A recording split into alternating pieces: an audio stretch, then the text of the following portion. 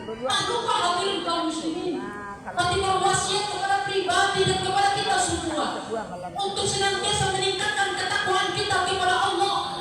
Takwa dalam arti menjalankan semua perintah Allah dan menjauhi semua yang dilarang oleh Allah Subhanahu wa taala. Semua yang diperintahkan oleh Allah kepada kita wajib kita laksanakan dalam kehidupan ini. Allah perintahkan kepada kita untuk sholat, maka wajib orang yang beriman untuk melaksanakan sholat. Allah perintahkan kepada kita untuk menunaikan zakat, maka wajib orang yang beriman untuk melaksanakan zakat. Allah perintahkan kepada kita untuk berpuasa di bulan suci Ramadan, maka wajib orang yang beriman untuk melaksanakannya. Karena itu orang-orang yang tidak mau melaksanakan sholat, orang-orang yang tidak mau melaksanakan puasa, tidak mau melaksanakan zakat, maka akan mendapatkan siksa di sisi Allah Subhanahu wa taala. Allah akan melaknatnya seperti Allah melaknat iblis. Hadirin kaum muslimin rahimakumullah. Dan tidak hanya itu hadirin kaum muslimin, bahwa makna takwa yang kedua menjauhi semua yang dilarang oleh Allah Subhanahu wa taala. Allah melarang kita untuk judi, maka haram bagi orang-orang yang beriman untuk mendekati judi. Allah melarang kita untuk minuman khamar, maka haram bagi orang yang beriman untuk minum yang khamar.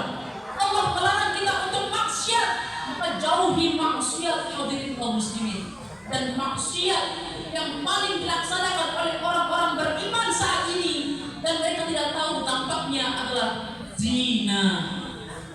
Hadirin kaum muslimin rahimahullah.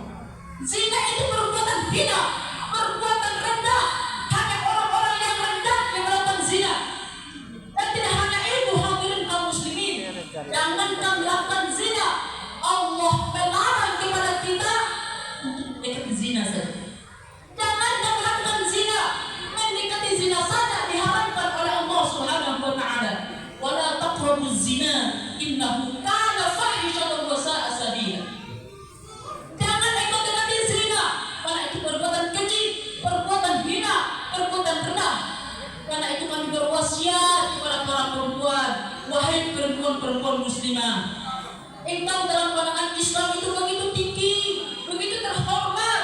Bahkan Rasulullah sallallahu alaihi wasallam mengorbankan harta bendanya, jiwa raganya, bahkan nyawanya untuk meninggikan derajat para perempuan.